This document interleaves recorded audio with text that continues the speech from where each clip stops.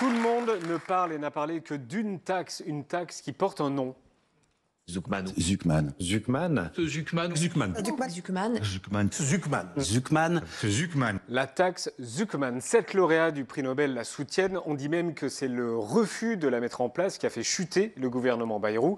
Voici celui qui est à l'origine de cette taxe, l'économiste Gabriel Zucman.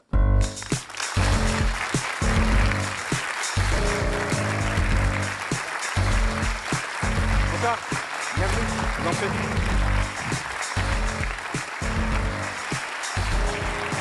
Bonsoir, Gabriel Zucman, bienvenue sur le plateau de Quotidien. Voici une partie de l'équipe et voici le public. On parle de vous tout le temps, mais vous n'avez pas parlé depuis un moment. Merci d'être avec nous ce soir. Vous avez 38 ans, vous êtes professeur d'économie à l'ENS, l'École normale supérieure, et directeur de l'Observatoire européen de la fiscalité. On vit une journée particulière. Le gouvernement de François Bayrou est tombé. Est-ce que vous y êtes pour quelque chose? Non, pas du tout. Pas du tout? Rien du tout? Non. Ben après, s'il avait adopté votre taxe, est-ce qu'il serait tombé? Je ne sais pas. Tout ce que je peux se dire, c'est que si on est sérieux dans le désir de réduire la dette et réduire les déficits, il faut commencer par le commencement. C'est-à-dire aller chercher l'argent des contribuables qui sont à la fois non seulement les plus fortunés, mais aussi les moins taxés, Est-ce qu'on peut les juste milliardaires. rappeler ce qu'est la taxe Zucman, en 2 mots? Alors, la taxe que je défends, elle part d'un constat très simple, qui est que les milliardaires, aujourd'hui, payent 2 fois moins d'impôts par rapport à leurs revenus que le Français moyen, les autres catégories sociales. Pourquoi? Parce qu'ils payent très peu d'impôts sur le revenu. Ils ont une technique pour échapper à l'impôt qui est peu connue du grand public, qui s'appelle l'utilisation des sociétés holding. Vous et moi, si vous touchez des salaires, certains peuvent toucher des dividendes, ils payent des impôts.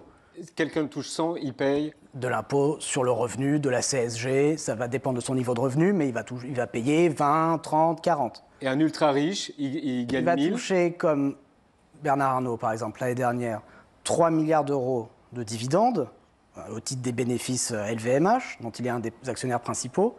Pas d'impôt sur le revenu. Ces 3 milliards ne sont pas fiscalisés. Et donc, c'est ce que les études les plus récentes ont démontré. On ne le savait pas avant 2023. Maintenant, on sait, les milliardaires français paient très peu d'impôts sur le revenu. D'où la proposition. Donc, votre proposition, si je peux la résumer, vous m'arrêtez si je dis une bêtise, c'est un prélèvement annuel de 2% sur les patrimoines supérieurs à 100 millions d'euros. Un impôt qui permettrait de court-circuiter tous les mécanismes d'optimisation fiscale et qui rapporterait de l'ordre de 20 milliards d'euros, entre 15 et 25 milliards. Mais je veux que tout le monde comprenne de quoi on parle. Simplement, la proposition consiste à dire que si vous êtes extrêmement riche, ultra riche, plus de 100 millions, alors vous devez payer un minimum. Et le minimum, il est calculé par rapport à votre fortune, ça va être 2% de votre fortune. Donc si aujourd'hui vous payez 0, vous allez devoir payer le complément pour arriver à 2%. Si vous payez un peu plus que 0, vous allez payer un peu moins que 2%. Et on parle de combien de foyers? On parle de 1800 foyers, c'est ça? On parle d'environ 1800 foyers fiscaux. Donc par foyer fiscal, c'est énorme. Ça va être une grosse somme, mais c'est parce qu'ils ont des revenus qui sont considérables. Et entre 8 et 10 millions par foyer fiscal. Hein, si on fait la division de la somme que vous espérez récupérer, 15 à 20 milliards, qu'on divise par 1800, on est entre 8 millions et 10 millions. Oui, mais ce qu'il faut rappeler... On est d'accord sur les chiffres. On est d'accord, mais ce qu'il faut rappeler, c'est que... de qui parle-t-on? 1800 foyers fiscaux qui ont plus de 100 millions. Si vous prenez le classement du magazine Challenge, des 500 plus grandes fortunes françaises, il le publie chaque année depuis 1996. Chaque été. En 1996, 500 plus grandes fortunes possédaient en richesse l'équivalent de 6% du PIB français.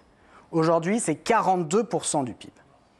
D'accord? Il y a eu une explosion considérable. Et donc, quand vous dites, oui, c'est beaucoup d'impôts qu'ils vont payer, je veux que tout le monde comprenne bien qu'en moyenne, leur fortune a augmenté de 10% par an en moyenne. Donc, si vous avez 1 milliard aujourd'hui, ça veut dire en moyenne, à la fin de l'année, vous allez avoir 1,1 milliard. Ce que vient dire l'impôt plancher, l'impôt minimum, il vient dire que vous allez devoir payer 2%. Donc, ça va être 22 millions. Donc, au lieu d'avoir 1,1 milliard à la fin de l'année, vous allez avoir que 1 milliard et 78 millions. Vous n'allez pas pouvoir arriver exactement à 1,1 milliard, mais votre fortune va continuer à augmenter. Pas autant que 10% par an, mais de l'ordre de 8% par an. On a tout. C'est un anticonstitutionnel. Les riches sont stigmatisés, le risque d'évasion fiscale, etc., etc. Est-ce que vous l'aviez entendu? Oui. Quelle est votre réponse? Les riches sont stigmatisés. Pas du tout. Il s'agit simplement de mettre en conformité notre loi fiscale avec notre principe constitutionnel fondamental d'égalité devant l'impôt, qui aujourd'hui est bafoué. C'est ça que ça fait. Deuxièmement, l'exil fiscal. Moi, ça fait 15 ans, 20 ans presque que j'étudie ces questions. Le consensus scientifique, il est clair. Il est que l'exil fiscal, il existe, il n'est pas zéro, mais il est très faible. Il faut le relativiser. Si on parlait d'une taxe de 90%, d'une confiscation, ou même de 25%, on pourrait avoir ce débat. Mais là, on parle de 2%. Encore une fois, votre fortune va continuer à augmenter très vite, juste un petit peu moins vite que s'il n'y avait pas d'impôt. Quant à la question de l'inconstitutionnalité, d'abord, je suis content que le débat en vienne à ce sujet-là, parce que ça veut dire en quelque sorte que les adversaires ont abandonné le débat économique, finalement. Donc on en vient à la question juridique, est-ce que vraiment on peut le faire? Eh bien oui, et non seulement on peut, mais il faut le faire du point de vue de la Constitution, parce qu'encore une fois, ce n'est qu'une simple mise en conformité avec le principe constitutionnel qui est inscrit dans la Déclaration des droits de l'homme et du citoyen de 1789, d'égalité devant les charges publiques. Parce que la Constitution, sur tous ces sujets, elle ne dit qu'une seule chose, c'est cette chose-là. Quand on est plus riche, on ne devrait pas pouvoir payer moins que les autres catégories sociales. Comment expliquez-vous dans ce cas que toute la classe politique à droite bute sur votre proposition? Bon, je pense que les milliardaires... Elle défend les riches? Je pense que les contribuables concernés se mobilisent. Et ils ont de bonnes raisons de se mobiliser, et c'est une bonne chose qu'ils se mobilisent. C'est une bonne chose parce que ça veut dire qu'effectivement, ça va les concerner. On ne les a pas entendus, par exemple, au moment du vote de l'impôt minimum dans le budget Barnier, où ils proposaient un taux de 20% sur les revenus. Ça ne fonctionne pas, donc ils ne sont pas mobilisés. Là, ils comprennent, ah oui, il y a de l'argent à la clé. Donc c'est une bonne chose qu'ils se mobilisent. Pour préciser les choses, sur le même la sujet. taxe a été votée à l'Assemblée nationale au mois de février. Tous les partis de gauche ont voté pour. Le socle commun a voté contre et le Rassemblement national s'est abstenu. Ah, c'est plus compliqué que ça. Ah, ouais. Non, c'est important de bien comprendre ce qui s'est passé. C'est-à-dire qu'il y avait un amendement qui avait été introduit par le socle commun pour vider le dispositif de sa substance en excluant les soi-disant biens professionnels, c'est-à-dire 90% de l'assiette. Et le Rassemblement national a voté cet amendement avec le socle commun. Et c'est d'ailleurs pour ça que le socle commun l'avait introduit, c'est en escomptant le vote du RN. Donc en réalité, le RN s'est opposé à l'Assemblée nationale. Et sur ce sujet, donc Paul, tu allais rencontrer ceux qui ont empêché la taxe Zucman. Oui, Gabriel Zucman. En février, l'Assemblée a voté votre fameuse taxe éponyme, première victoire, bravo. Mais dans la foulée, la droite l'a torpillé au Sénat. On voulait donc rencontrer vos pires ennemis. Ça tombe bien, les Républicains faisaient leur rentrée ce week-end dans les Yvelines. Ils avaient placardé leur nouveau slogan, la France des honnêtes gens, pompiers, policiers, infirmiers, bref, ceux qui se lèvent tôt.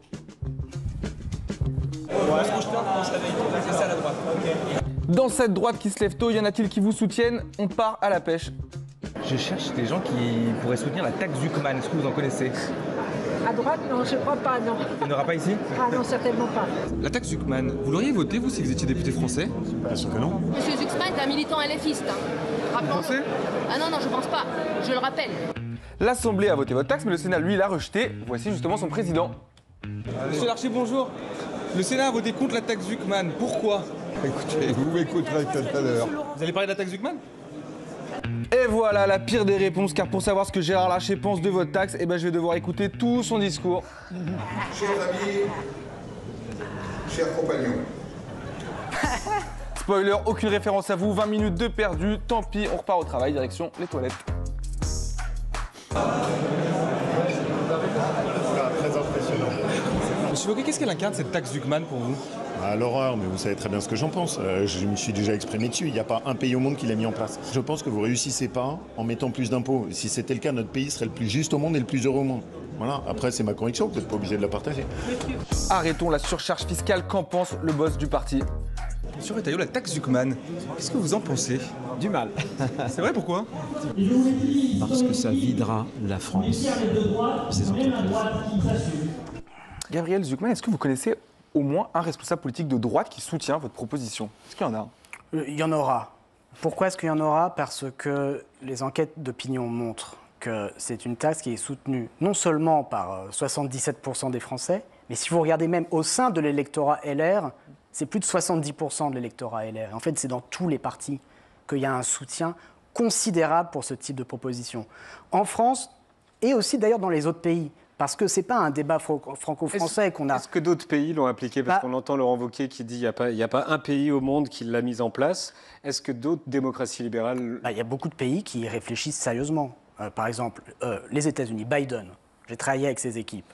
Dans ses derniers budgets, il avait introduit une billionnaire income tax, un impôt sur les milliardaires, qui était beaucoup plus corsé. Ce n'était pas 2% sur le patrimoine, c'était d'abord un impôt de 25% sur le stock de patrimoine, et ensuite 25% chaque année sur l'augmentation de la fortune. Alors après, il y a plein d'autres pays. Il y a le débat qui monte en Grande-Bretagne, il y a le débat au G20. L'année dernière, le Brésil, président du G20, a mis la question à l'agenda. Et il y a des pays, l'Afrique du Sud, l'Espagne, la Colombie, qui soutiennent. Mais aucune loi, aucune taxe équivalente qui a été mise en place dans les démocraties libérales. Ça va venir parce que le problème de l'injustice fiscale, il existe partout. Dans tous ces débats-là. Pourquoi pas? Ah, mais on est toujours... Non, alors, il faut dire... Question fiscalité, on est en avance. Non, mais alors, le truc, c'est que... Alors, Gabriel, vous regardez Quotidien, vous tombez sur Jean-Michel qui parle de la taxe Zucman, ça vous énerve, et vous nous avez dit... Vous nous avez dit, je veux y répondre. On a le droit de s'opposer à votre proposition. Moi, je vais vous dire pourquoi j'y suis, mais radicalement hostile. D'abord, la France est le pays occidental où il y a le plus d'impôts et de taxes. Vous légitimez la taxe que vous proposez par l'égalité fiscale. Il faudrait aller au bout de la démarche. Si, grâce à la taxe que vous proposez, l'État récupère 15 à 20 milliards, alors il serait juste que ces 15 à 20 milliards soient déduits pour les autres contribuables. Parce qu'en fait, la taxe, votre taxe, si elle était appliquée, ce serait une taxe supplémentaire. Comprenez? C'est-à-dire que l'État, ceux qui gouvernent, trouverait miraculeusement une source de revenus nouvelle, 15 à 20 milliards, pour tenter de régler le problème budgétaire. Et d'ailleurs, Olivier Faure ne s'y est pas trompé, qui a dit « moi j'applique la taxe Zucman tout de suite ». Mais ce serait légitime que les 15 ou 20 milliards qu'on récupère, on en dispense les autres, les plus modestes, qu'on en dispense par l'intermédiaire de l'impôt sur le revenu, pour faire en sorte que la taxe Zucman ne soit pas une taxe supplémentaire. Le problème de la France, et mon deuxième argument, celui-là, je voudrais bien l'exposer. Le problème de la France, c'est pas un problème de recettes. On laisse juste répondre là-dessus, et ensuite tu continues. Parce que mais si, tu auras le temps. Il y a plus important que ça. Le problème... Gabriel Zucman, le problème de la France... sur ce point-là. Merci, c'est gentil. Est-ce que tu parles de ceinture, par exemple? Non, mais je suis très content de ce que je comprends de ce que vous dites, c'est vous n'êtes pas contre la taxe. Non. Ah, vous êtes pour la taxe? S'il s'agissait après, comment on utilise l'argent? De baisser les impôts, non, pas utiliser. Si on baissait les impôts des autres à proportion, on peut aussi dire qu'on va investir davantage dans l'éducation, dans l'université, dans la recherche, parce que c'est ça qui va faire la prospérité du pays à terme. Est-ce que tu trouves que les ultra-riches payent assez d'impôts? Est-ce que tu trouves que les ultra-riches payent assez d'impôts? Non, mais ça, c'est l'évitement fiscal, tout ça, je ne sais pas, vous avez dit... Enfin, si les lois sont mal faites, on fait les lois. Pour éviter que des gens échappent à l'impôt. C'est autre chose que de faire une taxe. Mais je voudrais donner un deuxième argument. Le problème de la France depuis 50 ans, parce que, vous savez, les impôts, déjà sous l'Ancien Régime, c'était un problème.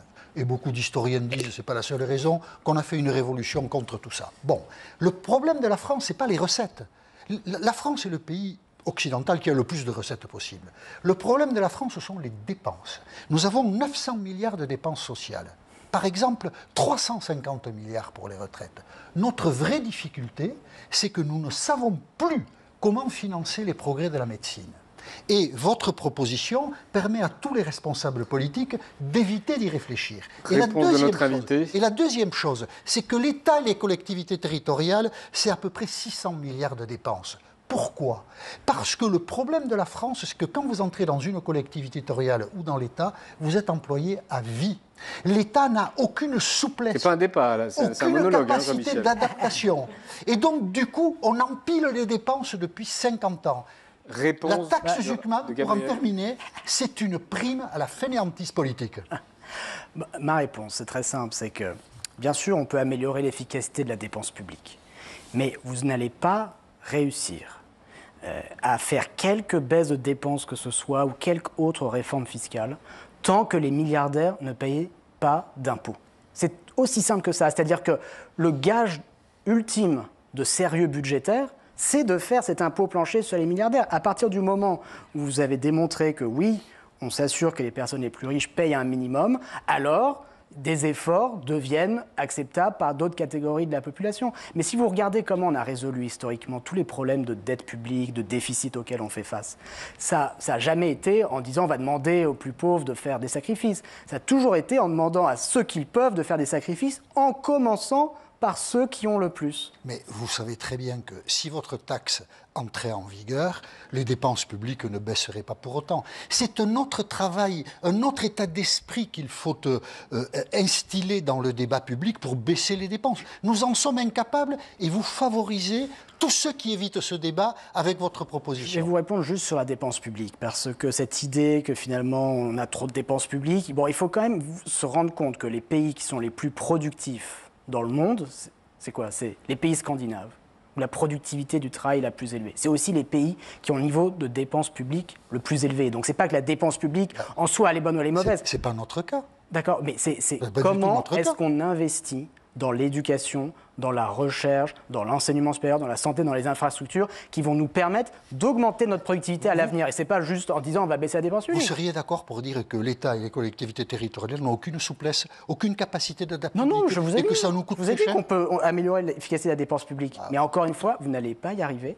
On ne va pas sortir de la situation de blocage politique et budgétaire actuelle tant que les milliardaires continuent à ne rien payer.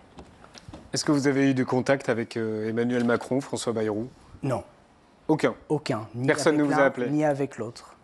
Vous étiez en vacances? Je réponds à mon téléphone, comme tout le monde. Et ça fait quoi d'entendre votre nom comme ça dans les médias?